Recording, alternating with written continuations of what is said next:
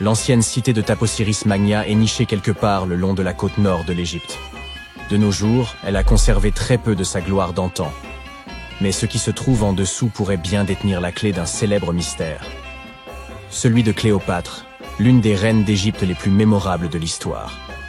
Le tunnel récemment découvert est également connu comme un prodige de géométrie pour son époque. Des fouilles ont mis à jour une structure de 13 mètres de long enfouie dans le sol et partiellement immergée. Sa forme et ses techniques de construction sont semblables à celles du tunnel de Palinos. Une autre incroyable découverte de l'Antiquité. Ce dernier se trouve sur l'île de Samos, en Grèce, et a été réalisé en creusant simultanément à partir de 2 points, dans le but de les faire se rencontrer au milieu. L'utilisation des mathématiques et de la géométrie pour réaliser cet ouvrage était d'une précision stupéfiante pour l'époque, d'autant plus qu'il traverse une montagne de part en part. Les archéologues qui travaillent sur le site de Taposiris Magna depuis 2004 pensent que ce tunnel pourrait mener au tombeau perdu de Cléopâtre. Les indices qu'ils ont découverts jusqu'à présent semblent étayer cette théorie. Pour commencer, la ville et son temple ont été construits par l'un des ancêtres de Cléopâtre, Ptolémée II.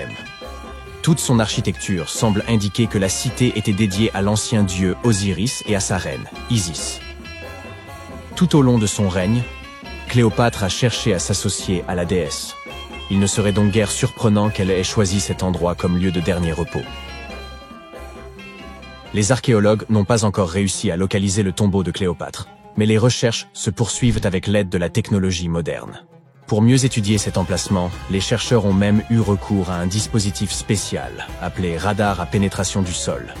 Cet outil nous permet d'analyser ce qui se trouve sous la terre, sans avoir besoin de l'excaver. Comme ce tunnel est très ancien, les recherches doivent être menées avec la plus grande délicatesse. Voir des images de ce qui se trouve sous terre avant de commencer à creuser est incroyablement utile, et c'est ce que l'on fait ici depuis 2011. La découverte finale de la tombe de Cléopâtre pourrait nous aider à reconstituer son histoire. Surtout ce qui aurait pu se passer lors de la dernière partie de son règne, qui est encore entouré de mystères. Nous ne connaissons toujours pas la cause exacte de son décès. Certains pensent qu'elle aurait pu se laisser délibérément mordre par un cobra égyptien venimeux. D'autres ont suggéré qu'elle était tout à fait accoutumée au poison, en dissimulant même dans sa brosse à cheveux, au cas où le besoin s'en ferait sentir. Mais cela ne veut pas nécessairement dire qu'elle ait choisi de l'utiliser sur elle-même. Nous avons beaucoup d'autres informations intéressantes sur Cléopâtre, qui sont tout aussi dignes d'intérêt, comme le fait qu'elle ait eu sa propre styliste. La plupart des images que vous avez vues représentant la célèbre reine montrent que ses yeux étaient cernés de colle noire. Ce look aurait été créé par Airas, une servante connue pour avoir été sa cosméticienne attitrée. Elle traçait une longue ligne de ses yeux jusqu'à ses tempes, une technique de maquillage encore utilisée aujourd'hui pour mettre les yeux en valeur. Airas aurait été une figure importante tout au long de sa vie, officiant également comme sa confidente et sa plus proche amie. Il existe même quelques théories qui suggèrent qu'Airas se tenait à ses côtés lorsqu'elle a mis fin à ses jours. Malgré ses tenues recherchées, Cléopâtre n'était pas aussi belle qu'on le décrit. Ou du moins, c'est ce que pointent des recherches récentes. Certes, si l'on regarde les films et l'iconographie moderne, elle est représentée comme une femme d'une extrême beauté, aux traits symétriques et délicats. Toutefois, si l'on examine les pièces de monnaie représentant son profil de l'époque, son apparence laisse beaucoup à désirer. Son image sur les pièces de monnaie a peut-être également été exagérée, pour donner à la reine une apparence plus reconnaissable aux yeux de son peuple. Ainsi, il n'existe aucune source véritablement fiable pour confirmer son aspect. Mais sa description dans la plupart des textes de l'Antiquité évoque ses autres qualités, comme son éloquence et sa personnalité, plutôt que sa beauté. Cléopâtre est peut-être la reine égyptienne la plus célèbre à ce jour, mais elle n'était pas non plus le premier choix. Elle avait une sœur aînée, Bérénice, qui n'aura que très brièvement occupé le trône. Cette dernière ayant été renversée après 3 ans de règne, Cléopâtre s'est donc habituée à endosser le rôle et a commencé à se consacrer à sa propre éducation. Elle voyageait fréquemment à travers le pays pour se familiariser avec son peuple et avec leurs besoins. Elle n'avait que 18 ans lorsque les rênes du pouvoir lui ont été transmises, et elle a immédiatement gagné en popularité en raison de sa grande intelligence et de son instruction. Son goût pour la littérature était également renommé. On savait qu'elle était friande des œuvres d'Homère, le célèbre poète grec. Cléopâtre aimait d'ailleurs autant écrire qu'elle aimait lire. Il existe même des suppositions selon lesquelles elle aurait écrit un livre sur la médecine et les cosmétiques, mais nous n'avons aucune preuve à ce jour que ce travail ait jamais existé. Être une grande souveraine à cette époque signifiait qu'il était indispensable de parler plusieurs langues. Cléopâtre l'avait clairement compris. Et c'est pourquoi il se murmure qu'elle en connaissait de nombreuses, à des degrés divers. Certains archéologues ont suggéré qu'elle maîtrisait le grec, l'égyptien et l'éthiopien, ainsi que de nombreux dialectes arabes. Elle aurait également pu parler latin, mais il y a peu de preuves pour soutenir cette hypothèse. Elle n'avait peut-être pas des traits angéliques, mais Cléopâtre faisait vraiment attention à son apparence, à commencer par son alimentation. Elle aimait les repas simples, notamment une variété de poissons. Étant donné qu'elle vivait près de la mer Méditerranée, ce n'est vraiment pas une surprise. En guise de friandises, elle raffolait des pigeons farcis, qu'elle servait également à ses invités. D'autres plats au menu comprenaient des légumes et de la soupe de fèves. Les fruits et les noix n'étaient pas en reste dans son alimentation, et elle était également une grande amatrice de miel. Récemment, une équipe d'experts a même essayé de reproduire son célèbre parfum. Voyez cela comme l'équivalent antique du Chanel numéro 5. Cléopâtre était connue pour être une grande amatrice de parfums luxueux, dont elle croyait même qu'ils pouvaient influer sur la manière dont les gens la percevaient. La base de ce parfum est la myrrhe, une résine récoltée sur un arbre local.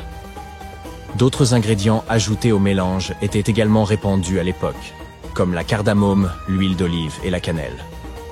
Le résultat peut ne pas être aussi fragrant que les parfums que nous connaissons et employons aujourd'hui. Sa consistance était beaucoup plus épaisse, mais le parfum durait beaucoup plus longtemps. Quand elle était à l'apogée de sa gloire, Cléopâtre aurait bien pu être la personne la plus riche au monde. À cette époque, elle régnait sur un territoire qui s'étendait à travers la Méditerranée, de la Libye actuelle à l'ouest, en passant par l'Égypte jusqu'à la Syrie tout à l'est. À l'époque, c'était le plus grand territoire jamais dirigé par une femme. En monnaie d'aujourd'hui, sa fortune aurait donc pu avoisiner les 95 milliards de dollars. Les calendriers que nous utilisons aujourd'hui ont peut-être été introduits par Cléopâtre elle-même. C'est elle qui aurait présenté l'idée des années bissextiles et des jours intercalaires à Jules César, le général romain avec lequel on sait qu'elle était très proche. Suivant ses conseils, César aurait fait de ces ajustements une partie intégrante du calendrier romain. Les anciens Égyptiens savaient déjà que l'année était plus longue que 365 jours exactement. Ils ont découvert cela en étudiant l'étoile la plus brillante dans le ciel, appelée Sirius, et en ont conclu qu'une année durait en réalité 365 jours et un quart.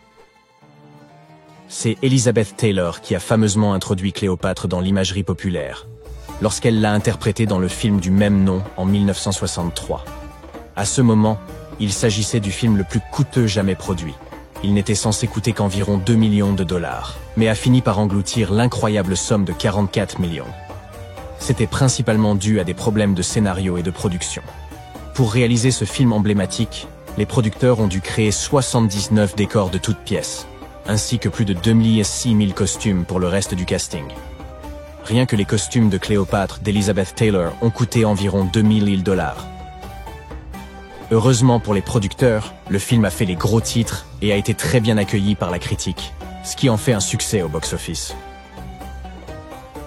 Certains associent Cléopâtre à un autre célèbre souverain d'Égypte, le pharaon Toutankhamon. C'est une erreur. Car hormis le fait qu'ils aient en tous deux été des pharaons égyptiens, ils n'ont rien d'autre en commun. Pour commencer, Toutankhamon a vécu environ 1300 ans avant Cléopâtre. Et ils ne partageaient même pas la même ascendance. Cléopâtre avait des racines grecques macédoniennes, tandis que Toutankhamon était un Égyptien du pur souche. Nul homme ne retrouvera jamais mon tombeau. C'est, selon la légende, ce qu'aurait un jour déclaré Cléopâtre. Il ne s'agissait pas réellement d'une question de sexe.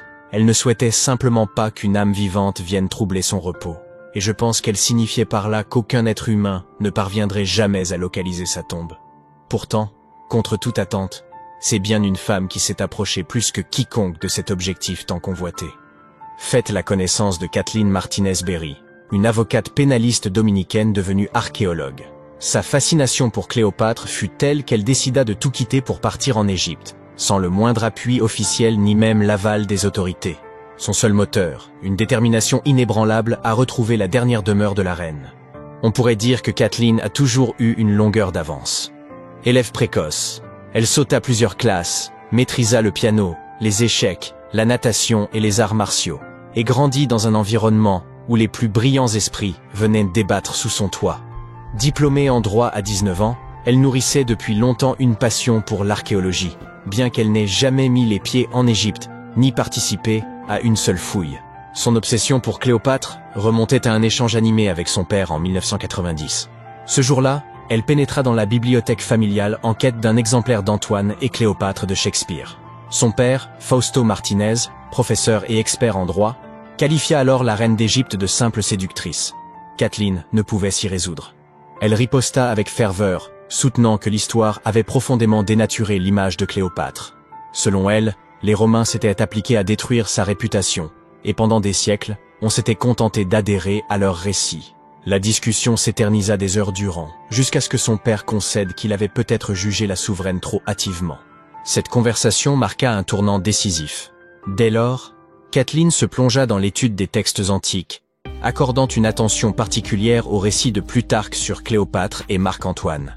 Plus elle approfondissait ses recherches, plus elle se persuadait que la reine d'Égypte n'était pas qu'une souveraine éprise d'un tyran au destin tragique, mais une stratège de génie, engagée dans une lutte politique visant pour préserver l'indépendance de son royaume. Et plus elle lisait, plus une question s'imposait à elle.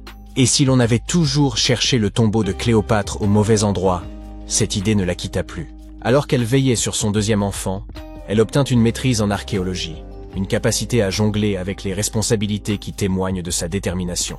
Cette quête raviva l'obsession qui allait désormais guider sa vie, percer le mystère du tombeau de Cléopâtre. Si la majorité des spécialistes estiment que la reine repose sous l'Alexandrie moderne, en compagnie de 13 autres souverains ptolémaïques, Martinez défend une hypothèse radicalement différente. Elle est convaincue que Cléopâtre a été inhumée à Taposiris Magna, un temple ancien dédié à Osiris, dieu de l'au-delà.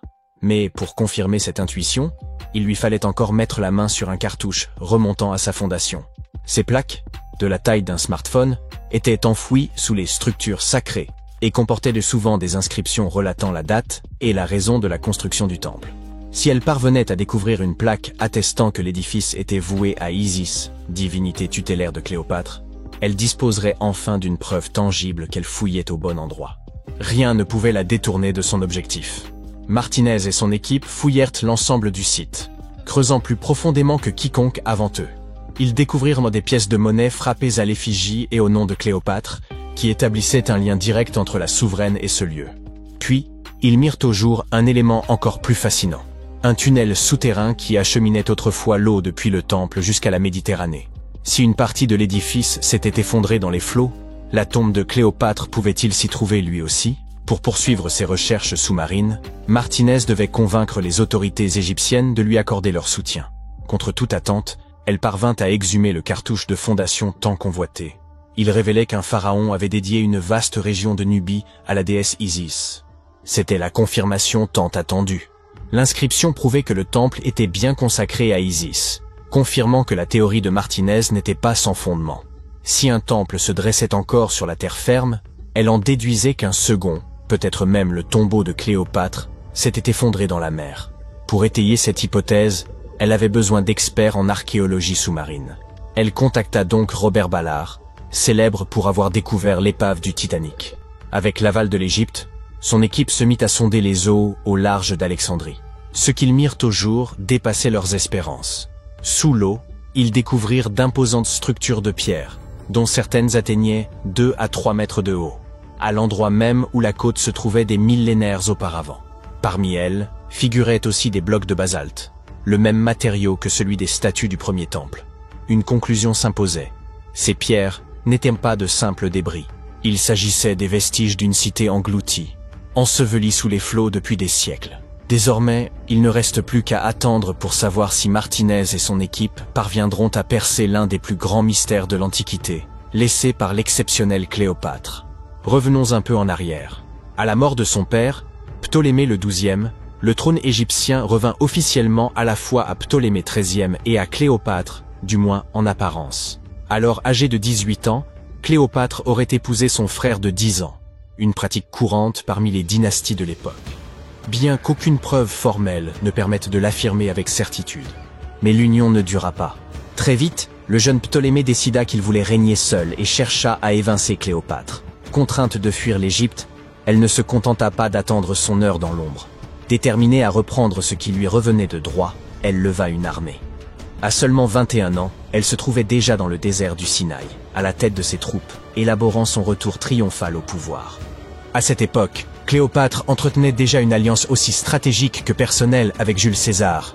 En juin 47 avant Jésus-Christ, elle donna naissance à un fils, Ptolémée César, plus connu sous le nom de Césarion, que beaucoup considèrent comme l'enfant de César. Mais cela ne l'empêcha nullement de respecter les traditions royales égyptiennes. C'est ainsi qu'apparut dans sa vie un second époux, son autre frère, Ptolémée XIVe. Oui, malgré sa liaison avec César, Cléopâtre contracta une nouvelle union au sein de sa propre famille, car dans son univers, préserver le pouvoir dynastique était une priorité absolue. Toutefois, son mariage ne changea rien à la solidité de son lien avec César. Cléopâtre se rendit même à Rome aux côtés de Ptolémée XIVe pour une visite d'État. Mais au lieu de loger au palais officiel, elle s'installa dans la villa privée de César, sur les rives du Tibre. Cependant, en 44 avant Jésus-Christ, aux ides de Mars, l'assassinat de César bouleversa l'équilibre politique et mit en péril la position de Cléopâtre. Comme si cela ne suffisait pas, peu de temps après, Ptolémée XIVe trouva la mort. Certains soupçonnent même que Cléopâtre ait orchestré sa disparition, la laissant seule maîtresse de l'Égypte. Pendant ce temps, à Rome, Marc-Antoine consolidait son ascension, se rêvant l'héritier politique de César. Curieux d'évaluer la souveraine d'Égypte, il la convoqua. Cléopâtre ne manqua pas l'occasion de marquer les esprits. Elle fit son entrée sur une somptueuse barge, paraît-elle une déesse. Dès qu'il la vit, Antoine en fut immédiatement épris, à tel point qu'il abandonna son épouse restée à Rome pour suivre Cléopâtre à Alexandrie, où leur relation prit la forme d'une idylle à part entière. Ensemble, ils eurent 3 enfants, et s'engagèrent dans un conflit majeur contre Octave, fils adoptif de César, dans une lutte acharnée pour le contrôle de l'Empire romain. La dernière apparition de Cléopâtre eut lieu dans son mausolée, paré de tout le faste royal. Un diadème ornant son front, étendu sur ce que Plutarque décrivit comme un lit d'or. Après leur défaite à Actium, les troupes d'Octave marchèrent sur Alexandrie. Consciente que la fin approchait, la reine se retrancha dans son mausolée, entourée d'or, d'argent, de perles et d'œuvres d'art. Plutôt que de voir ses trésors tomber aux mains des Romains, elle menaça de les réduire en cendres. Antoine, refusant de son côté de tomber vivant entre les mains des Romains, se frappa de son propre glaive. Toutefois, avant d'expirer, il fut transporté auprès de Cléopâtre. Elle le serra contre elle tandis qu'il rendait son dernier souffle. Un peu plus d'1 semaine plus tard, Cléopâtre prit sa décision. Plutôt que de souffrir l'humiliation d'être paradée comme prisonnière d'Octave, elle mit fin à ses jours. Selon la légende, elle succomba à la morsure d'un aspic, bien que les sources historiques restent floues sur ce point. Elle n'avait alors que 39 ans, une existence qui, somme toute, fut assez bien remplie. En novembre 1922, un garçon marchant dans les montagnes désertiques d'Égypte a découvert des marches antiques taillées dans la roche. Par la suite, cette découverte est devenue l'une des plus grandes et des plus importantes découvertes archéologiques au monde. Cette marche faisait partie du tombeau intact de Toutankhamon.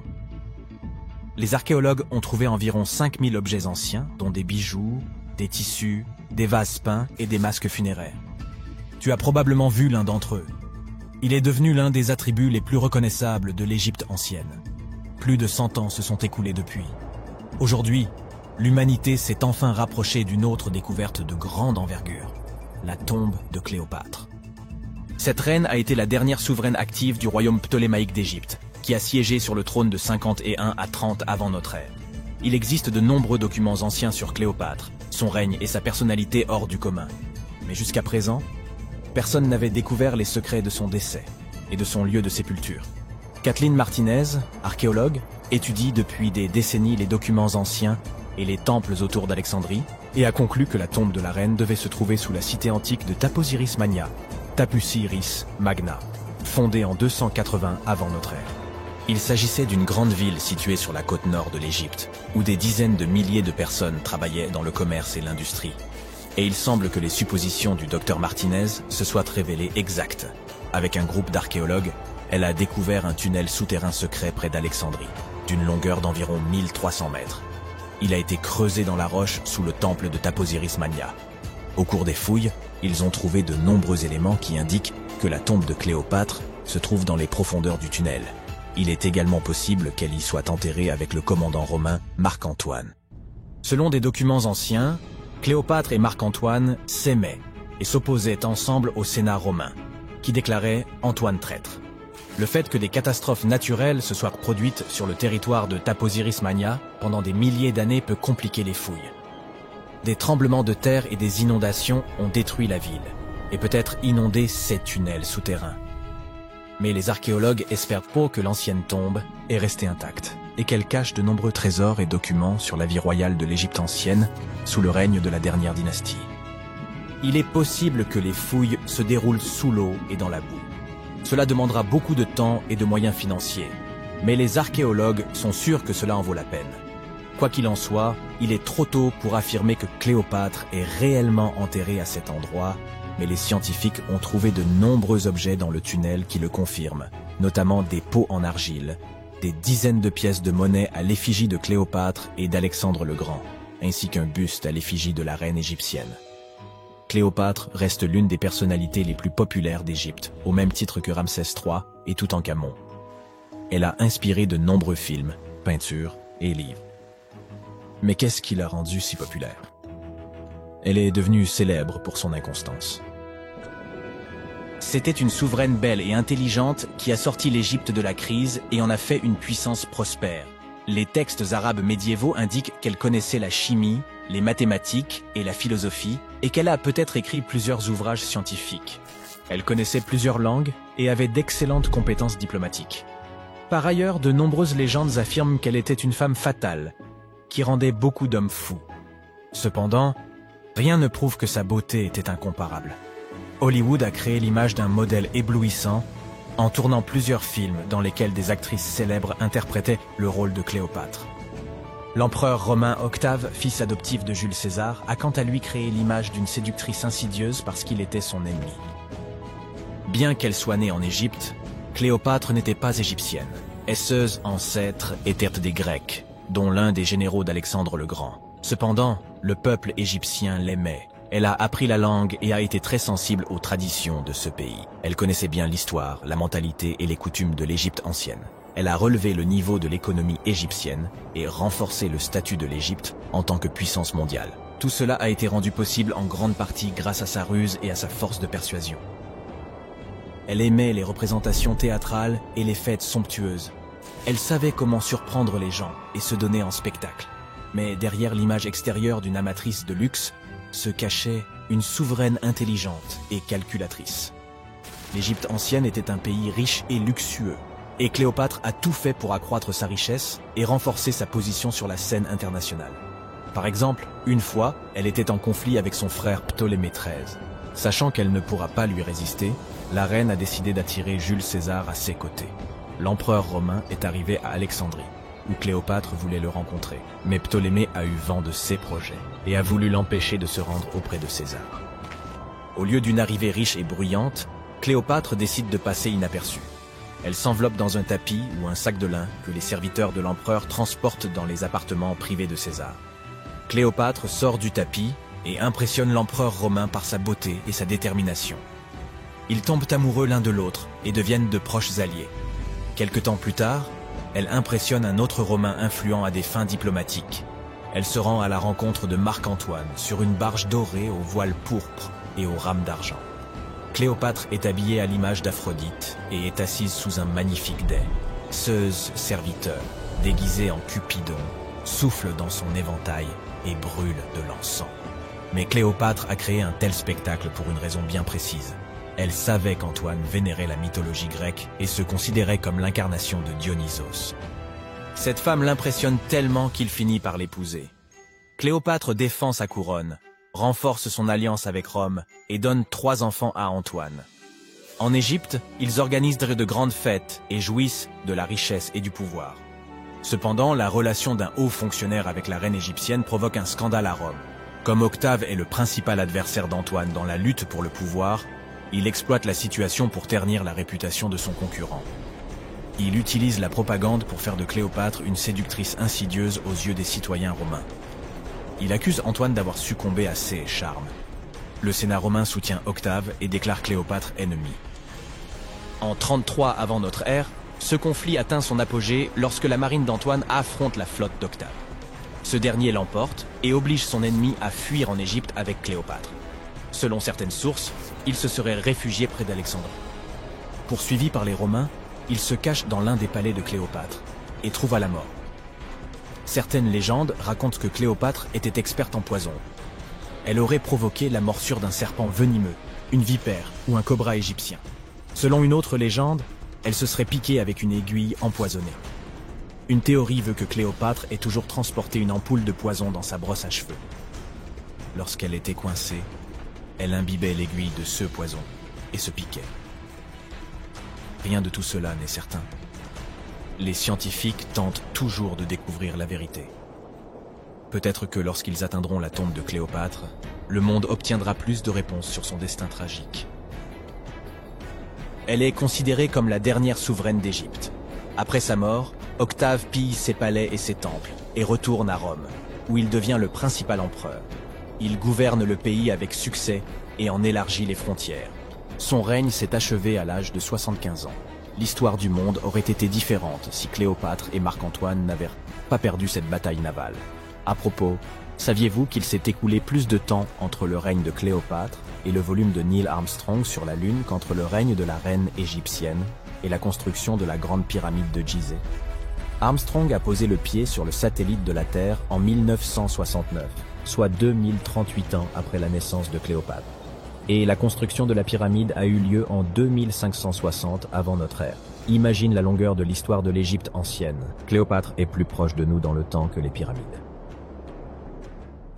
Sécante, cosinus, tangente, sinus, 3,14159. C'était le cri de ralliement du club de trigonométrie à l'époque. Pour tous les autres élèves du cours de mathématiques, des termes tels que sinus, tangente et pi étaient tout simplement déconcertants. Qui les a inventés et pourquoi? Leur seul but était-il de rendre les choses plus difficiles pour les élèves? Eh bien, pas tout à fait. La trigonométrie a été inventée par les anciens Égyptiens. Ils avaient besoin de ces connaissances pour construire leurs pyramides, et ils ont fait du bon travail. La grande pyramide de Gizeh est toujours debout aujourd'hui, quelques 4500 ans après sa construction. Et personne n'a fait de réclamation. Sortons donc de cette salle de classe et partons pour un voyage dans le temps afin de percer les secrets de la précision des anciens Égyptiens. Vous voici sur le chantier de la Grande Pyramide, à une quinzaine de kilomètres du Caire en Égypte.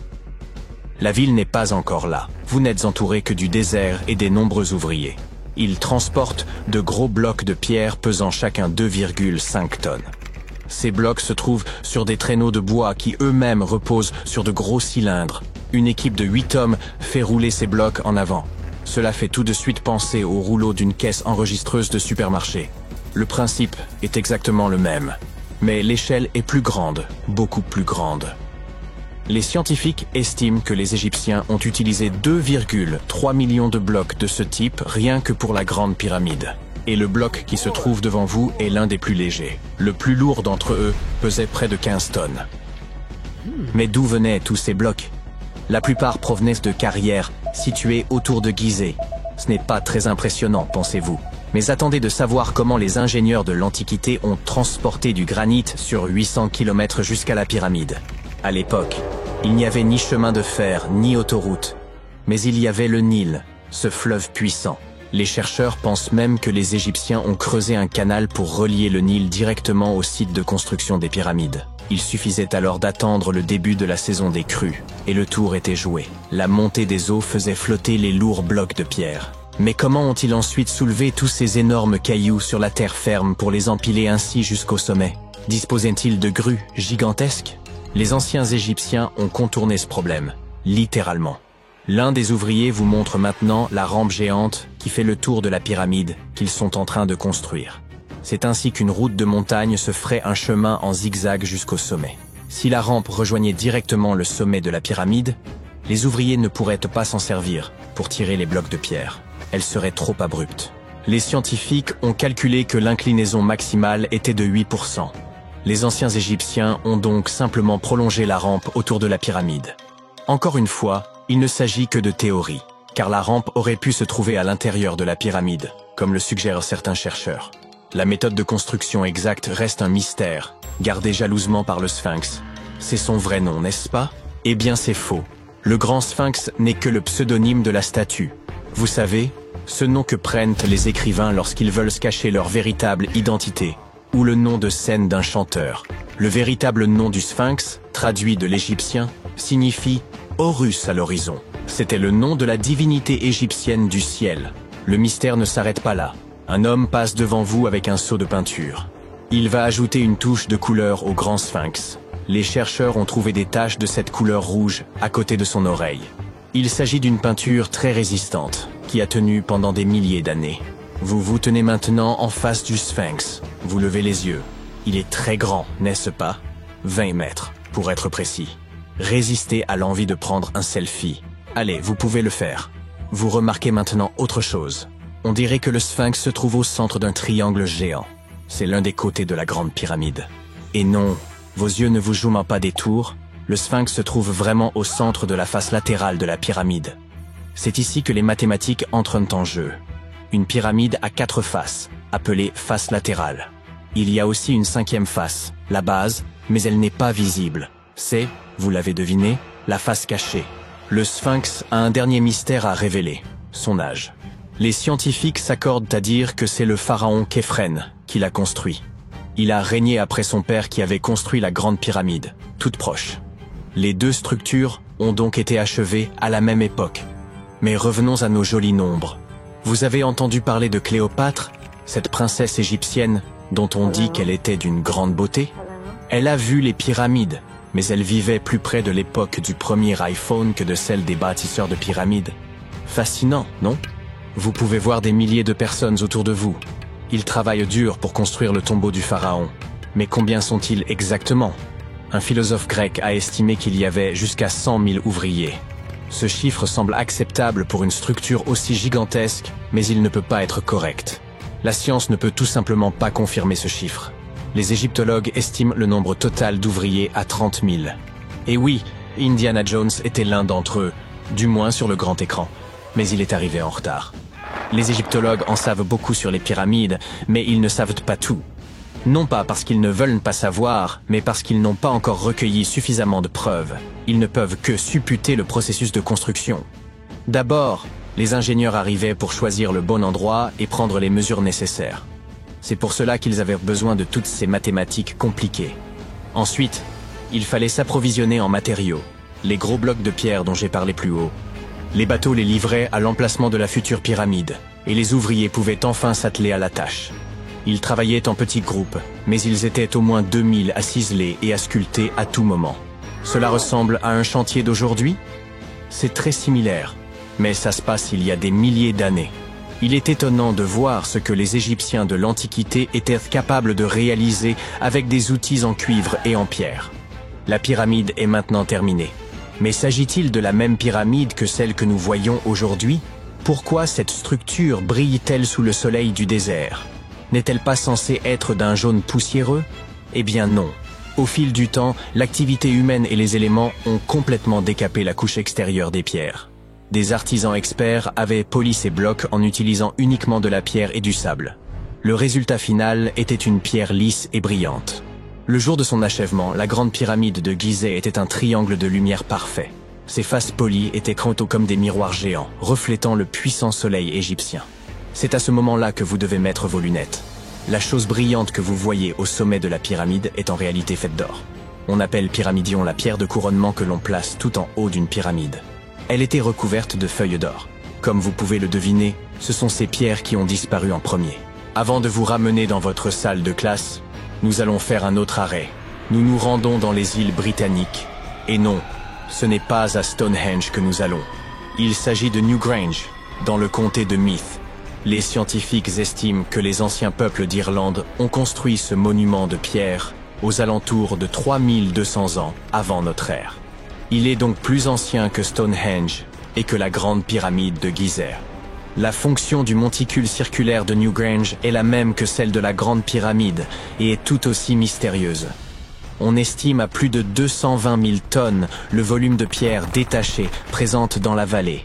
Et il ne s'agit pas de pierres jetées au hasard sur une pile. L'ordre dans lequel elles sont disposées rend la structure imperméable. Cela expliquerait comment Newgrange a pu tenir si longtemps. N'avez-vous pas soudain envie de vous procurer un étui bien étanche pour votre téléphone? Vous êtes de retour à votre pupitre. Mais le cours de mathématiques d'aujourd'hui est la dernière chose à laquelle vous pensez. Vous pensez à la grandeur des pyramides égyptiennes. Et vous vous demandez si nous avons quelque chose de semblable aujourd'hui. Eh bien, sachez que les ingénieurs modernes sont tout aussi impressionnés que vous par la Grande Pyramide. On trouve une pyramide de verre dans la cour principale du célèbre musée du Louvre à Paris.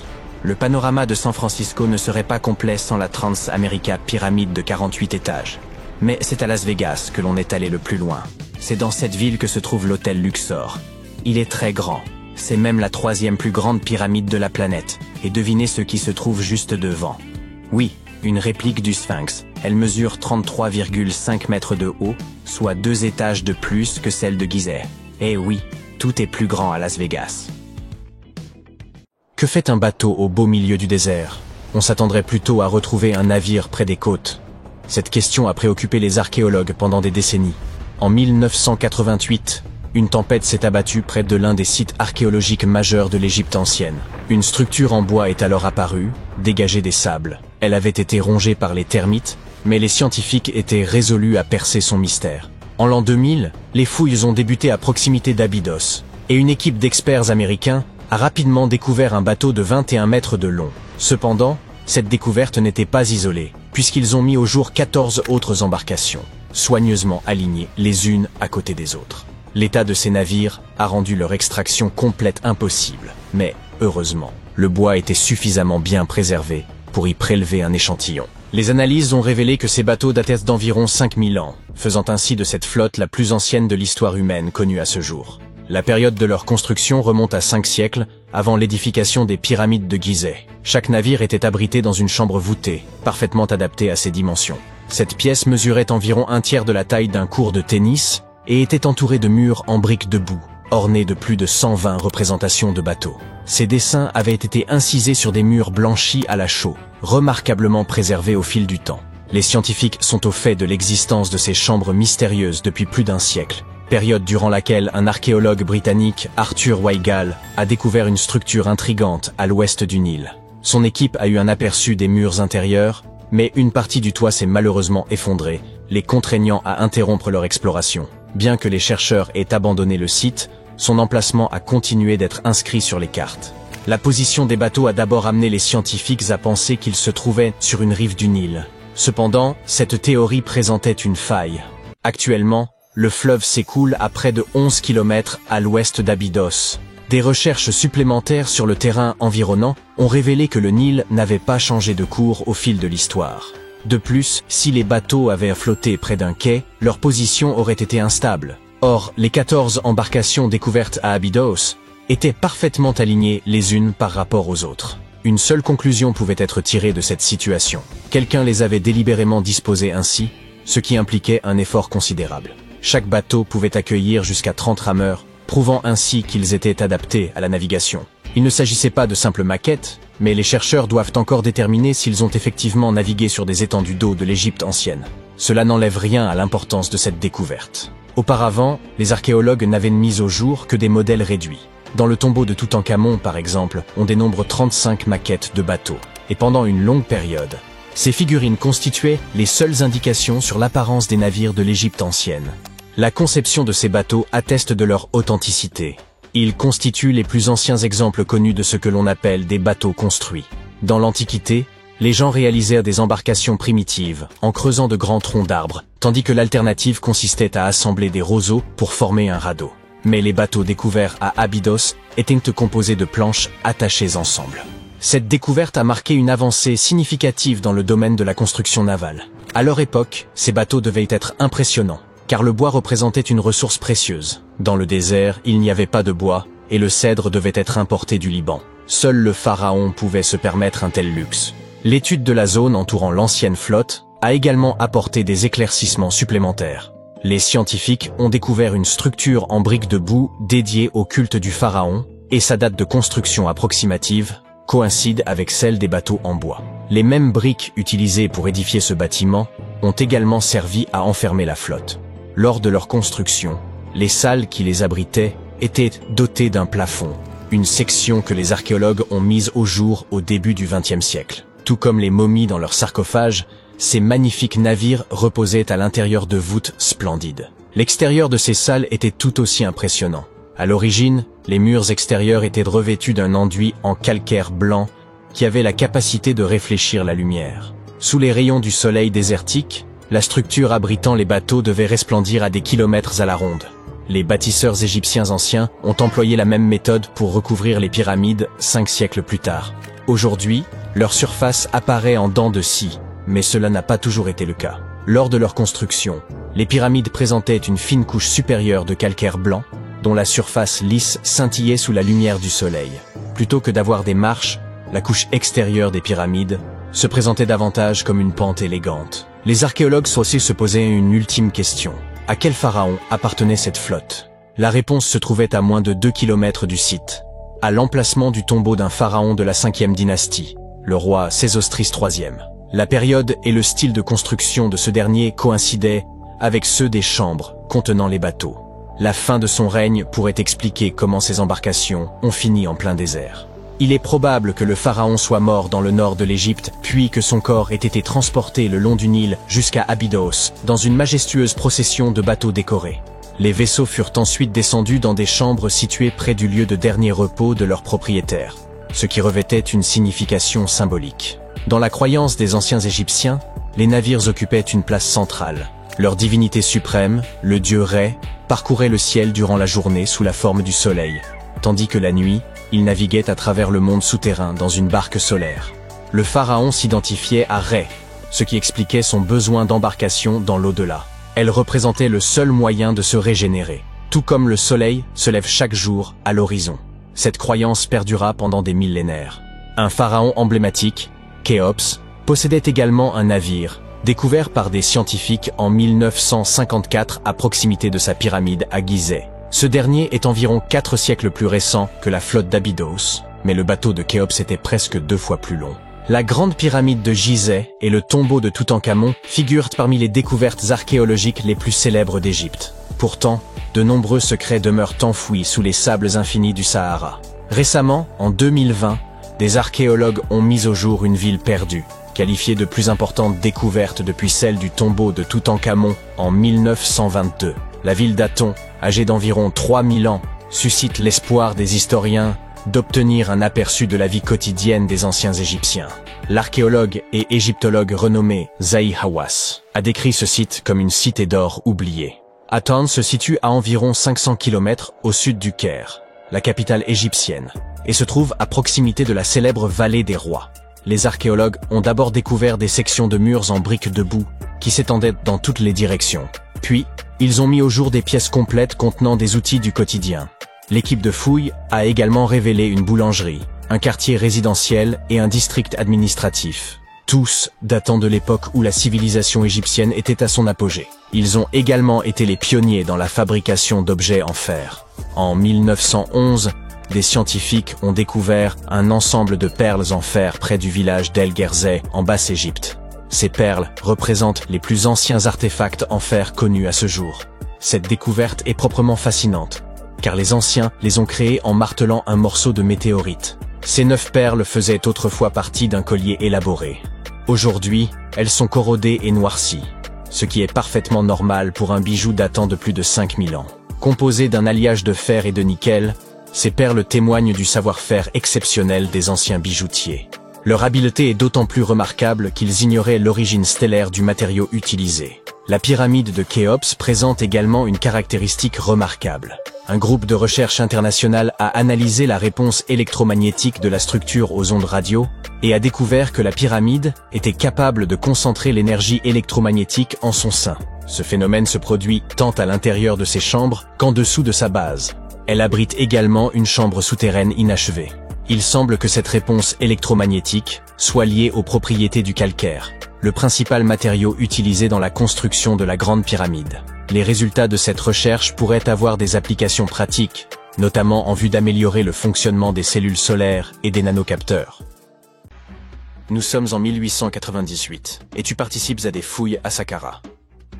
Cet endroit, situé non loin du Caire, regorge de tombes anciennes et de pyramides. En bon aventurier, tu espères trouver quelque chose de vraiment cool, et devenir célèbre. De l'or, des manuscrits, des cartes au trésor, des momies de pharaons. Mais tu trouves un oiseau en bois. Tu es très déçu. Ça ressemble à un simple jouet. Un jouet ancien, mais un jouet tout de même.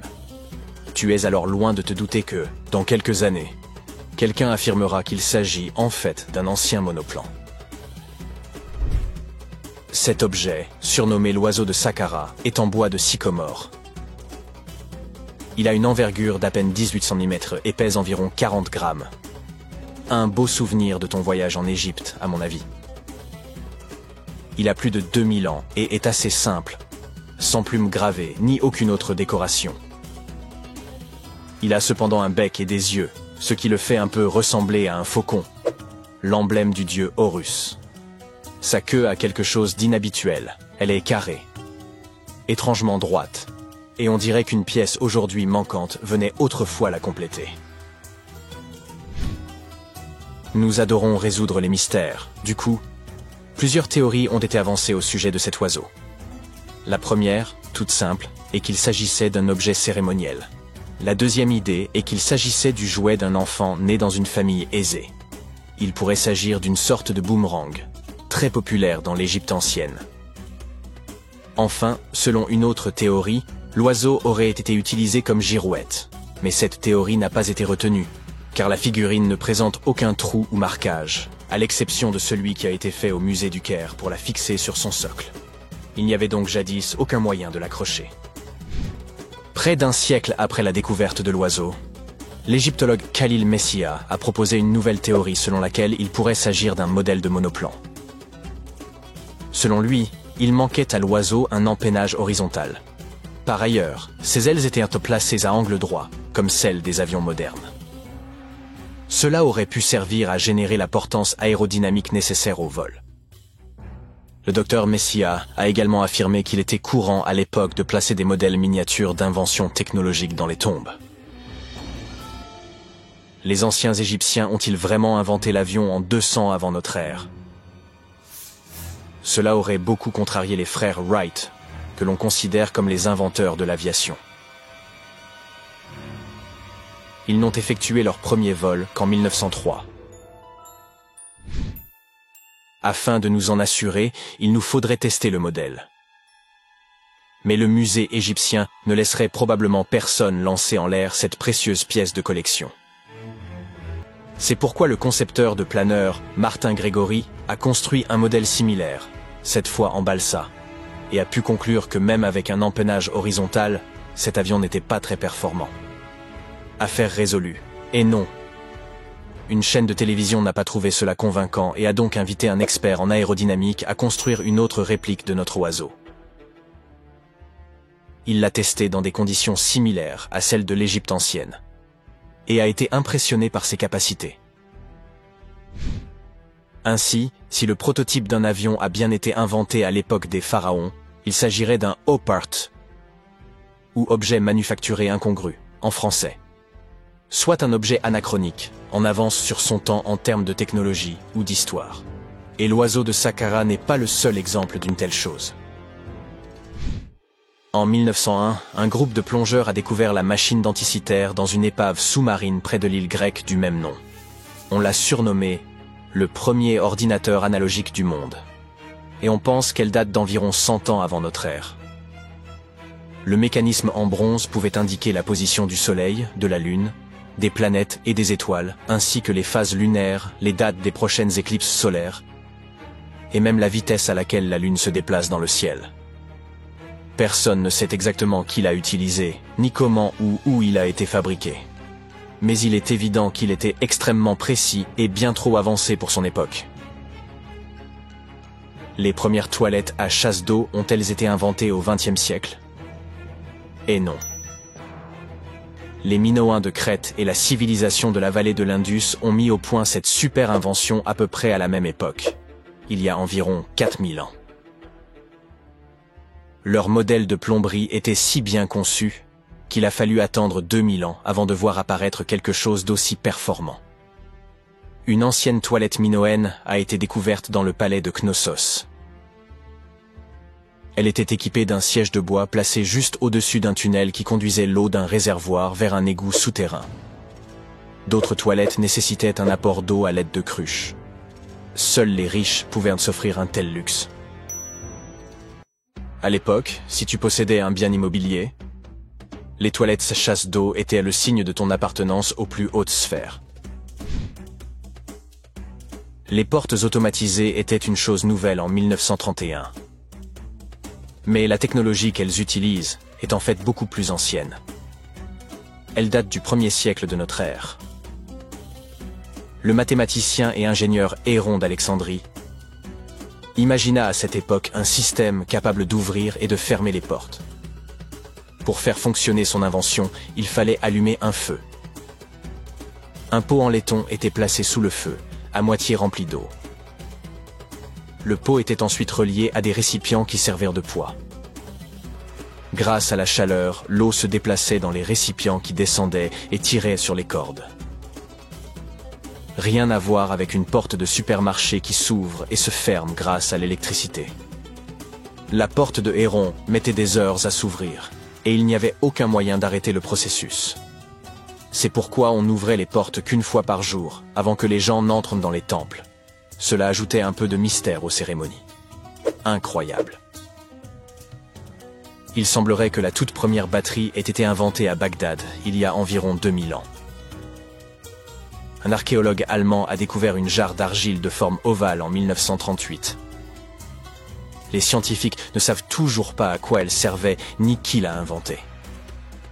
Selon une théorie, elle aurait été utilisée pour galvaniser des objets avec des métaux précieux.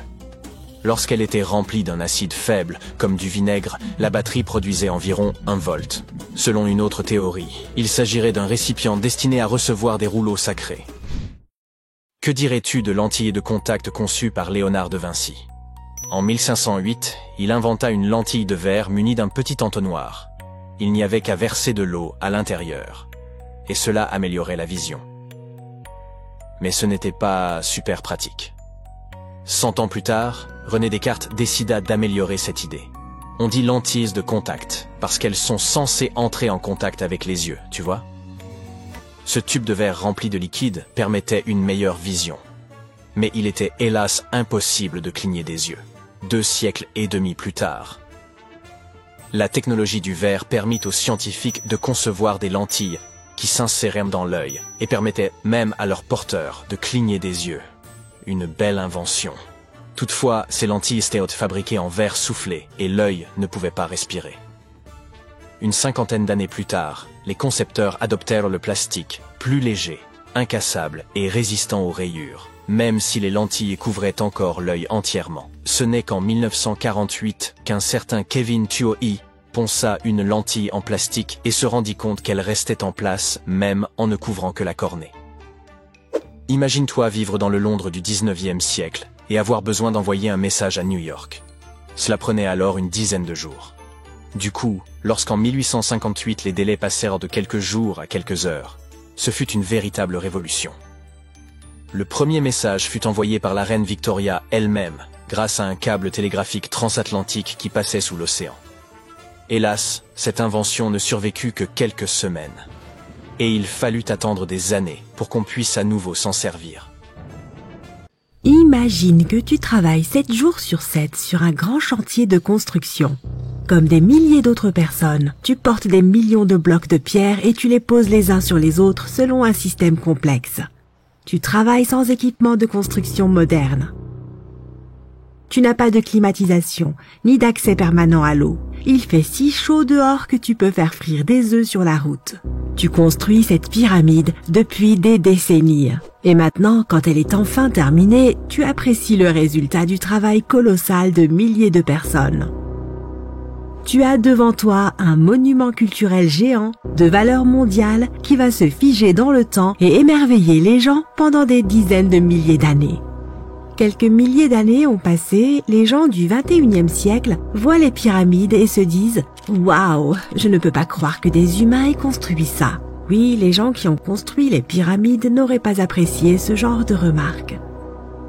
Mais en fait, il y a de bonnes raisons de penser que les gens qui l'ont construit ont utilisé une technologie hors du commun. De l'extérieur, on dirait que les grandes pyramides ne sont que de grands triangles de pierre. Les gens ont simplement posé des blocs lourds les uns sur les autres. Et c'est tout. En fait, la conception semble trop parfaite pour être vraie. La pyramide est constituée de plus de 2 millions de blocs. Ils sont si proches les uns des autres et si réguliers qu'on ne pourrait même pas glisser une fine feuille de papier entre eux. Incroyable! Les scientifiques ne connaissent toujours pas la technologie exacte utilisée pour construire les pyramides égyptiennes. L'une des plus grandes et des plus célèbres est la grande pyramide de Gizeh. Cette énorme construction connue dans le monde entier a un grand secret. Il devait y avoir une pierre de couronnement au sommet de la pyramide. C'est un bloc de pierre de forme triangulaire, une petite pyramide au sommet d'une énorme. La chose est aussi connue sous le nom de pyramidion. Les bâtisseurs de l'Égypte ancienne l'ont fabriquée en granit et en calcaire et l'ont recouverte d'or. Aucun document ou dessin ancien ne permet de prouver qu'il y avait un pyramidion au sommet de la grande pyramide de Gizeh. Mais il existe une autre structure égyptienne ancienne dans ce type de triangle, la pyramide rouge. Elle a été construite avant la grande pyramide et sa pierre de couronnement a survécu jusqu'à ce jour. Les archéologues l'ont trouvée et reconstruite. Mais alors, où pourrait se trouver la pierre de couronnement de la grande pyramide? C'est un mystère qui n'a toujours pas de réponse. Certains sont persuadés que des voleurs l'ont dérobée au sommet. Peut-être ont-ils simplement grimpé et poussé le pyramidion jusqu'en bas. C'est tout à fait logique. La pierre angulaire était probablement l'élément le plus précieux de la pyramide. De nombreux scientifiques et archéologues ne connaissent toujours pas sa fonction exacte.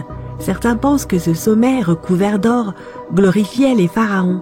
La nuit, la pierre de couronnement reflétait la lumière de la lune et illuminait tout l'espace qui l'entourait. Pendant la journée, cette pierre reflétait la lumière du soleil avec sa surface brillante. On pouvait la voir de loin. Le sommet de la pyramide était une sorte d'étoile guide pour les voyageurs perdus. Tous les autres blocs de pierre de la pyramide sont constitués de calcaire. Les gens les polissaient pour les faire briller. Dans le passé, ils étaient même très brillants et reflétaient la lumière. On aurait pu voir des pyramides lumineuses depuis l'espace, même si elles ressemblaient à de toutes petites lumières. Au fil des milliers d'années, les vents, les tempêtes de sable et les pluies ont modifié l'apparence des pyramides. Si les gens avaient pris soin d'elles pendant tout ce temps, elles auraient ressemblé à quelque chose sorti des films de science-fiction ou bien aux pyramides de Las Vegas. Mais malheureusement, nous ne verrons jamais leur apparence d'origine. Certains archéologues et scientifiques pensent que la pierre de couronnement pouvait absorber l'énergie du soleil et la répartir uniformément dans la pyramide. Personne ne sait précisément pourquoi les Égyptiens avaient besoin de cette technologie.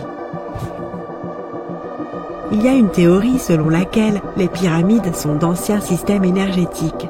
Les pharaons ont appliqué cette énergie pour utiliser des technologies uniques plus avancées que toutes les réalisations du XXIe siècle.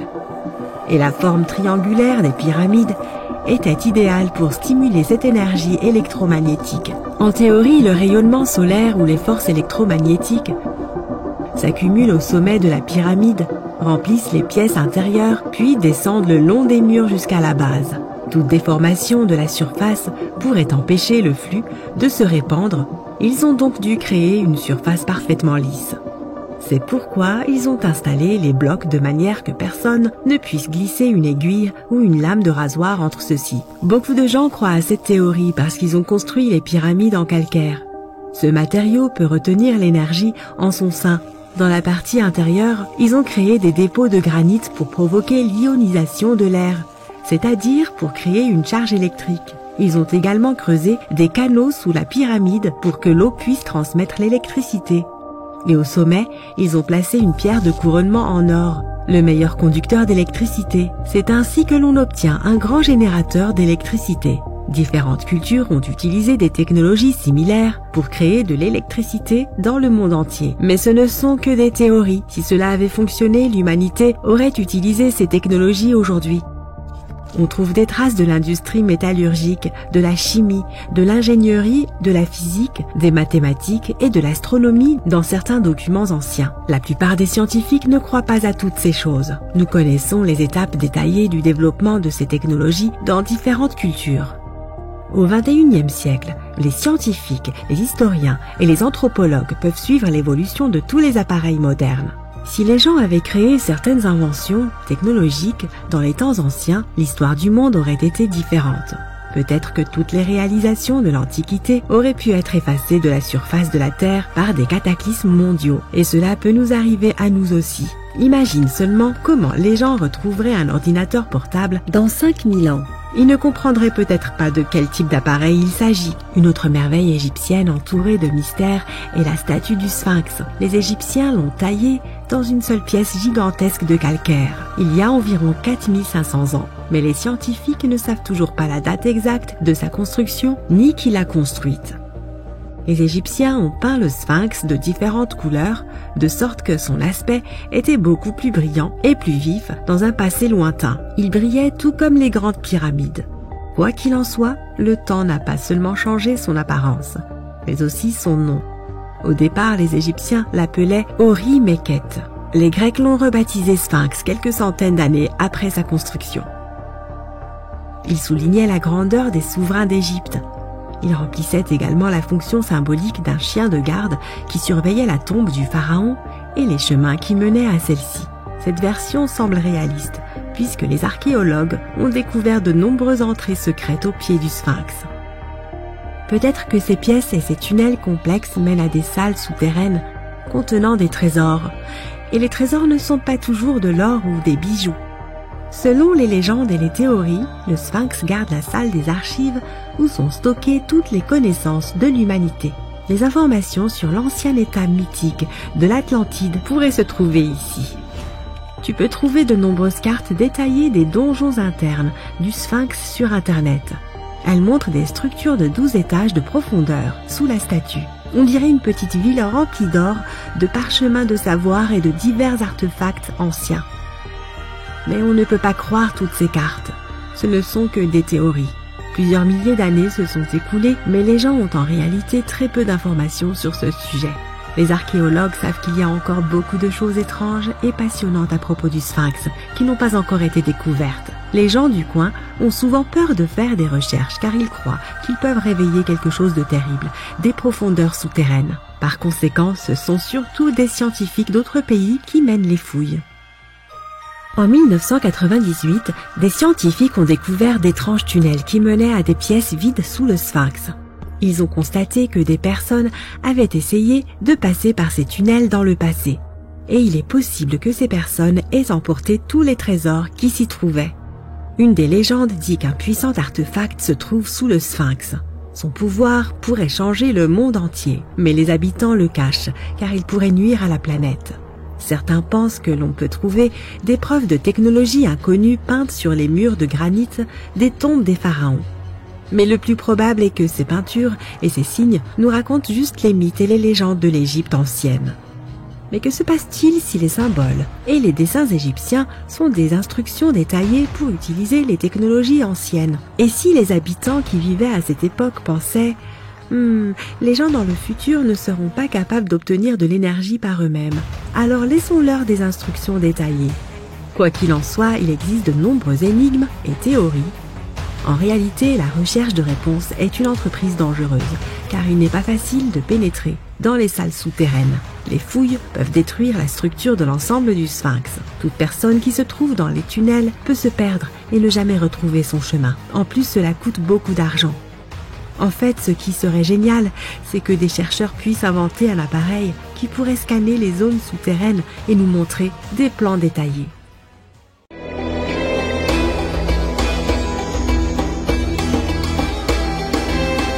La Grande Pyramide a été créée comme lieu de repos éternel pour le monarque égyptien antique Khéops. Selon la légende, Napoléon est entré dans la Grande Pyramide et en est ressorti secoué et très pâle. et il n'a jamais révélé ce qu'il a vu à l'intérieur, mais quoi que ce fût, on dit que cela l'a affecté pour le reste de sa vie. Lorsque Napoléon est entré dans la pyramide, il aurait traversé un passage très étroit et ascendant. Il aurait ensuite traversé un autre couloir appelé la Grande Chambre. Ce couloir aurait été beaucoup plus haut que le précédent et aurait également été pavé. Il aurait ensuite atteint la Chambre du Roi, la pièce maîtresse de la Grande Pyramide, qui était bordée d'énormes blocs de granit. Mais elle n'aurait pas eu l'air aussi grandiose que nous pouvons l'imaginer.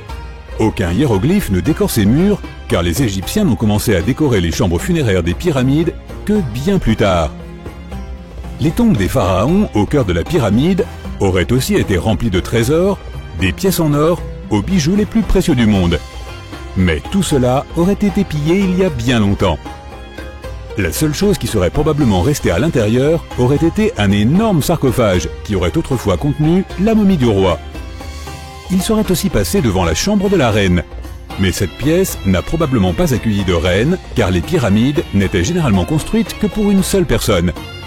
Des tunnels mystérieux partent de là. À ce jour, personne ne sait vraiment à quoi ils servent. Et ce n'est pas la seule chose mystérieuse et effrayante que Napoléon ait pu rencontrer, car les histoires de pharaons laissant des malédictions anciennes sur les pyramides sont légion. De nombreuses pyramides portaient des avertissements écrits à l'extérieur racontant les choses horribles qui arriveraient à ceux qui entreraient et troubleraient la paix des lieux. Nous ne savons peut-être pas ce que Napoléon a trouvé exactement dans la grande pyramide qui l'a tant effrayé, mais nous savons avec certitude ce qui a été trouvé dans la tombe de Toutankhamon. Toutankhamon était un pharaon égyptien qui n'avait que 8 ou 9 ans lorsqu'il est monté sur le trône. Il est devenu un phénomène culturel lorsque sa tombe a été découverte presque entièrement intacte en 1922. Son tombeau se trouve dans la vallée des rois à Thèbes, l'actuel Luxor, qui se trouve en Égypte. Contrairement à la Grande Pyramide, le tombeau de Toutankhamon était couvert de magnifiques décorations murales. Les murs racontaient l'histoire de son voyage vers l'au-delà à travers les enfers. Les Égyptiens croyaient que chacun devait accomplir ce voyage, alors ils remplissaient les tombes d'objets et de peintures pour aider les morts à y parvenir. Il y aurait aussi eu des sortilèges peints sur les murs. Ils pensaient que cela aiderait les gens à passer dans le royaume suivant. Ce voyage serait assez long, c'est pourquoi les anciens Égyptiens remplissaient aussi les pyramides de nourriture. La pyramide de Toutankhamon était remplie de 8 paniers de fruits. On y a même trouvé des fruits de palmier doum. Les pièces étaient remplies de meubles, de statues, de vêtements et de bâtons, parmi tout un tas d'autres choses. On aurait probablement trouvé aussi beaucoup de vêtements et de bijoux coûteux dans les pyramides. Les anciens Égyptiens voulaient que leurs ancêtres voyagent avec style dans l'au-delà. Ils ont placé Toutankhamon dans sa dernière demeure avec plus de 50 pièces d'habillement, toutes de la plus haute qualité. Il y avait des tuniques, des foulards, des gants et des coiffes, et une tonne de bijoux, ainsi que des bracelets, des pendentifs, des colliers, des bagues et des scarabées pour le protéger. Chacun d'entre eux était fait d'or ou de pierres précieuses. Il y avait aussi des éventails en plumes d'autruche pour garder le jeune pharaon au frais sous le chaud soleil égyptien. Mais la température à l'intérieur des pyramides n'a jamais vraiment dépassé les 20 degrés Celsius. Les anciens Égyptiens ont mis au point un système de climatisation très sophistiqué que nous ne comprenons pas encore complètement aujourd'hui. La pyramide de Toutankhamon contenait aussi 130 bâtons de marche en ébène, ivoire, argent et or pour l'aider dans son voyage. Il y avait 3 chars cachés au cas où il se fatiguerait de toute cette marche. 11 pagaies de bateaux ont également été placés à l'intérieur, mais il n'y avait aucune trace d'une quelconque embarcation. Les pyramides auraient été jonchées des senteurs et des parfums préférés du pharaon. Pendant les fouilles du tombeau de Toutankhamon, il est rapidement apparu qu'elle avait été en partie dévalisée pendant l'Antiquité. Les portes avaient été endommagées et des traces d'huile avaient été laissées dans des bocaux vides. Il semble que quelqu'un ait fait un raid sur la pyramide pour récupérer l'or, les parfums et les huiles qui avaient été laissés pour le roi Tout. Il restait encore un peu de parfum fait d'huile de noix de coco et d'encens dans un flacon. Il semble que le pharaon Toutankhamon aimait les jeux de société. Il y avait un plateau en ivoire de jeux de scénettes dans sa pyramide. Bien que nous ne sachions pas exactement comment y jouer, nous avons compris qu'il s'agissait d'une sorte de version égyptienne du backgammon. Il semble que c'était un jeu à 2 joueurs où le but était d'éjecter son adversaire du plateau. Reste à savoir contre qui pouvait bien jouer la momie de Toutankhamon. Les anciens Égyptiens avaient certains rituels qui peuvent nous sembler assez étranges. Par exemple, ils avaient l'habitude de se raser les sourcils si jamais ils perdaient un chat. Il n'est donc pas trop surprenant qu'ils aient mis des choses vraiment bizarres à l'intérieur des pyramides. Les archéologues ont découvert une collection de chats momifiés et de scarabées dans des pyramides datant de plus de 4000 ans. Ils ont été trouvés dans les pyramides de Saqqara qui se trouvent au sud du Caire. Ils ont aussi trouvé du matériel de maquillage et des miroirs à l'intérieur. Le maquillage était porté fièrement par les hommes et les femmes à l'époque de l'Égypte ancienne. L'eyeliner était le produit cosmétique le plus populaire. La pierre de Rosette est l'une des découvertes les plus significatives jamais faites dans les pyramides. Elle a été trouvée par l'armée de Napoléon Bonaparte. C'est une pierre de granit noir qui date de 196 ans avant Jésus-Christ. Elle est transcrite en grec, en démotique et en hiéroglyphique. Lorsqu'elle a été traduite en 1822, nous avons obtenu la clé pour comprendre les hiéroglyphes de l'Égypte ancienne pour la toute première fois. La découverte de la momie de la reine Hatshepsut en 1903 a changé à jamais notre compréhension des anciens Égyptiens. Après son décès, son successeur Thoutmôsis III a supprimé la plupart des preuves de son règne, si bien que nous ne savions pratiquement rien de l'une des premières grandes dirigeantes d'Égypte. Elle est maintenant devenue l'une des rares et des plus célèbres pharaons. Le pharaon Khéops avait un bateau entier dans sa pyramide. Les archéologues ont découvert plus de 1200 morceaux d'un bateau géant près de la grande pyramide de Gizeh. Ils ont réassemblé le bateau et il fait une longueur impressionnante de 43 mètres. Il s'agit très probablement d'un bateau solaire qui a été conçu pour transporter le roi ressuscité auprès de la divinité Ra. Fait amusant, la pyramide de Gizeh est la dernière des 7 merveilles du monde antique. Les 6 autres sont les jardins suspendus de Babylone, le colosse de Rhodes, le temple d'Artémis, le mausolée d'Halicarnasse, le phare d'Alexandrie et la statue de Zeus à Olympie. Cette pyramide a également été la structure artificielle la plus haute du monde pendant 3800 ans. Pour ériger la plus grande pyramide d'Égypte, il a fallu un nombre stupéfiant de 2,3 millions de blocs de calcaire, dont certains pesaient jusqu'à 80 tonnes. Il aura fallu aussi 100 000 ouvriers et 23 ans pour la construire. Sa hauteur originale était de 147 mètres. En 2017, les archéologues ont découvert quelque chose d'étrange à propos de la grande pyramide d'Égypte. Il y a un vide caché d'au moins 30 mètres de long et personne ne sait vraiment pourquoi il est là ni ce qu'il contient réellement. Ce vide étrange est la première structure intérieure découverte dans la pyramide de 4500 ans depuis les années 1800. Les scientifiques ont utilisé des rayons cosmiques pour détecter le trou massif, mais ne sont toujours pas plus près aujourd'hui de découvrir ce qu'il y a à l'intérieur. Les anciens Égyptiens ont pris beaucoup de soin à construire les pyramides et tout était placé stratégiquement et structurellement solide. Il est donc improbable que ce trou soit dû à la chute de blocs au fil du temps. De nombreuses pyramides contenaient également de petites figurines modèles appelées Ushbeti. Elles représentaient des assistants. Ils croyaient qu'ils prendraient vie pour servir les pharaons dans l'au-delà. Mais il est fascinant de constater que toutes ces choses aient pu tenir à l'intérieur. Il n'y a pas tellement d'espace à l'intérieur des structures.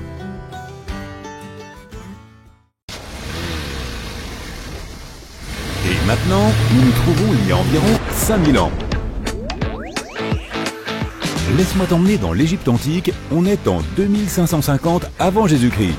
Devine quoi, la construction des grandes pyramides de Gizeh a commencé. Les gens ont appris à construire des cathédrales et des gratte-ciels, mais ce n'est que récemment que ces énormes bâtiments sont apparus. Même les scientifiques modernes ne savent toujours pas comment ces pyramides ont été construites il y a 5000 ans. Il n'est donc pas étonnant qu'elles fassent partie des 7 merveilles du monde antique. D'ailleurs, elles sont aussi les plus anciennes d'entre elles, et la seule merveille du monde antique qui existe encore au XXIe siècle. Il a fallu beaucoup de coopération pour construire une chose aussi massive, même pour les mesures d'aujourd'hui. Mais les pyramides de Gizeh n'étaient pas les premières de l'histoire.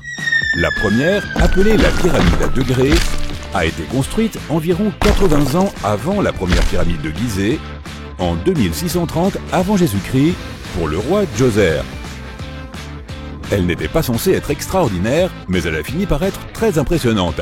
Il s'agissait d'une pyramide composée de 6 couches de pierre en escalier. Elle mesurait 62 mètres de haut, soit la hauteur d'un immeuble de 19 étages. Et c'était le plus haut bâtiment qui existe à l'époque. Mais ce n'était pas qu'une simple pyramide. Elle était entourée de tout un ensemble de bâtiments, y compris des cours intérieures.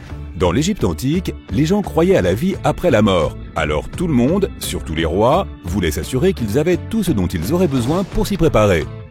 Voici pourquoi le complexe des pyramides était parfaitement fourni avec de nombreux objets que les gens utilisaient au quotidien. Le complexe comprenait une pyramide et une sorte de palais. Ces bâtiments contenaient de nombreuses choses que le roi aimait et dont il pourrait avoir besoin un jour, comme des meubles, de la nourriture et des récipients en or. Après Djoser, la construction de pyramides est devenue une pratique courante, mais de nombreuses pyramides n'étaient pas terminées. Il fallait généralement une vingtaine d'années pour en construire une, mais de nombreux souverains régnaient bien moins longtemps que cela. Et en tout, il y a plus de 100 pyramides. Les pyramides les plus célèbres sont les grandes pyramides de Gizeh. La première, et la plus grande, a été construite pour le pharaon Khufu vers 2550 avant Jésus-Christ. À l'époque, elle mesurait 147 mètres de haut, ce qui est aussi haut qu'un immeuble de 40 étages. La deuxième pyramide a été construite pour le fils de Khufu, le pharaon Khafré, vers 2520 avant Jésus-Christ. Elle est un peu plus basse et mesurait à l'origine 143 mètres de haut, soit un immeuble de 39 étages. C'est la pyramide où se trouve la célèbre statue du Sphinx. Les Sphinx ont un corps de lion et une tête d'homme. On les construisait pour garder des zones importantes. Celui-ci a la tête du pharaon Khafré et garde sa pyramide faisant face au lever du soleil. Le Sphinx est la statue la plus connue et l'une des plus grandes et des plus anciennes du monde. À l'origine, il était de couleur rouge et avait un nez. Il est encore possible de voir les traces de pigments rouges près de ses oreilles, mais personne ne sait exactement quand son nez a disparu. Pendant un certain temps, le Sphinx a été en quelque sorte caché sous terre. Il était recouvert de sable jusqu'aux épaules. Heureusement, au début des années 1800, un aventurier, accompagné d'une équipe de 160 personnes, l'a déterré. La troisième pyramide de Gizeh est la plus petite. Elle est 2 fois plus basse. À l'origine, elle mesurait 66 mètres de haut, soit environ la hauteur d'un immeuble de 20 étages. Elle a été construite en 2490 avant Jésus-Christ pour le fils de Khafra, Menkaure. Les pyramides ont été conçues pour être alignées avec les points cardinaux et leurs côtés symbolisent les rayons du soleil. Mais à l'époque, il n'y avait pas de boussole. Les Égyptiens de l'Antiquité calculaient eux-mêmes les directions avec une précision étonnante. Pour aligner les pyramides, ils ont utilisé 2 constellations. À l'origine, les pyramides étaient recouvertes de calcaire blanc lisse et avaient un sommet doré et argenté pour refléter le soleil. Plus tard, d'autres rois ont pris le calcaire blanc des pyramides et l'ont utilisé pour d'autres constructions. Les scientifiques ont estimé que les Égyptiens de cette époque ont utilisé environ 2,3 millions de blocs de pierre pour construire la première pyramide. Chaque bloc pesait plus d'1 tonne, c'est le poids d'un rhinocéros. Certains blocs étaient encore plus gros, étant presque aussi lourds qu'un éléphant. Il y a 4 millénaires et demi, il n'y avait aucun équipement moderne pour aider à la construction. Il n'y avait pas de machines, pas de roues et même pas d'acier. Le seul métal dont ils disposaient était le cuivre. Aujourd'hui encore, les scientifiques ne savent pas exactement comment les Égyptiens ont réussi à construire les pyramides. Il ne reste aucun document qui pourrait nous éclairer à ce sujet. Certains pensent même que les Égyptiens voulaient garder le secret et qu'ils n'ont pas laissé d'archives à cet effet. Beaucoup croient que ce sont des gens pauvres et des étrangers qui ont construit les pyramides, mais ce n'est pas vrai. En fait, les bâtisseurs étaient des ouvriers très qualifiés et ils étaient bien nourris et bien payés. Les archéologues affirment que les bâtisseurs vivaient dans une ville provisoire à proximité et constituaient une communauté très organisée avec un chef bien déterminé. Les scientifiques affirment qu'environ 20 000 personnes ont travaillé sur chaque complexe de pyramides et qu'il a fallu environ 20 ans pour les construire. Il s'agissait probablement d'un projet national. Les ressources du site de construction étaient importantes et la nourriture et les produits de première nécessité devaient provenir de toutes les régions d'Égypte. Même avec tout ce soutien, on ne sait toujours pas comment les gens ont réussi à tailler, transporter et monter ces énormes pierres. Selon l'une des théories, les pierres ont probablement été transportées sur des bateaux le long du Nil. Ensuite, il y avait une partie plus difficile. Il fallait les déplacer vers le site de construction. Pour cela, ils ont probablement utilisé des traîneaux en bois. Il n'était pas très difficile de les tirer car le sable, mélangé à la bonne quantité d'eau, était assez lisse. Et 10 personnes pouvaient déplacer un traîneau assez facilement, même avec une pierre qui pesait 1 tonne. Enfin, un dernier problème, les pierres devaient être soulevées et mises en place. Les archéologues ont découvert les restes d'un système de rampes qui remonte à l'époque de la construction des pyramides. Il est fort probable que les Égyptiens aient conçu un système unique pour déplacer et tirer d'énormes blocs de pierre. Mais personne ne sait à quoi il ressemblait exactement. La thèse la plus répandue est qu'il y avait plusieurs rampes autour de la pyramide pour aider à déplacer les blocs. La rampe grandissait au fur et à mesure que la pyramide devenait plus haute. On suppose que les gens montaient les escaliers en tirant la pierre sur un traîneau en bois situé au milieu d'une rampe en sable. Cela en fait n'est qu'une des options. Certains disent que les rampes faisaient le tour de la pyramide, d'autres affirment que les rampes étaient à l'intérieur. Mais nous ne serons jamais certains, et cela restera toujours un mystère. D'ailleurs, c'est ce que voulaient les Égyptiens de l'Antiquité. Étonnamment, il n'y a pas grand-chose à l'intérieur des pyramides. La plupart d'entre elles ne sont que des pierres solides avec très peu d'espace ouvert. Mais jetons un rapide coup d'œil à l'intérieur de la plus grande des pyramides de Gizeh.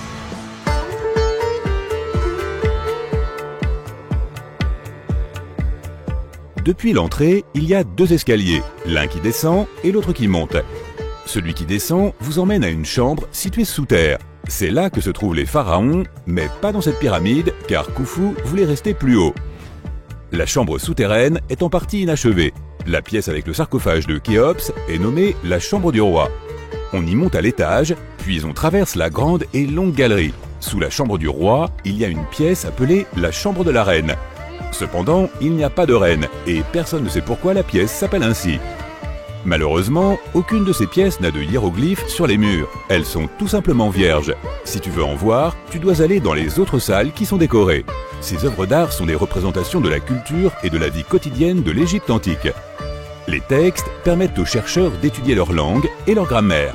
Malheureusement, les trésors qui se trouvaient autrefois ici dans la pyramide ont été volés depuis longtemps. De cette pièce, il y a de nombreux tunnels dont le but est inconnu. Il y a beaucoup de tunnels et de passages à l'intérieur des pyramides. Il y a beaucoup de chambres, de puits et de chemins secrets. Les scientifiques ont envoyé de petits robots équipés de caméras depuis quelques décennies. Et grâce à eux, ils ont découvert une autre chambre un peu plus haut avec des hiéroglyphes sur les murs.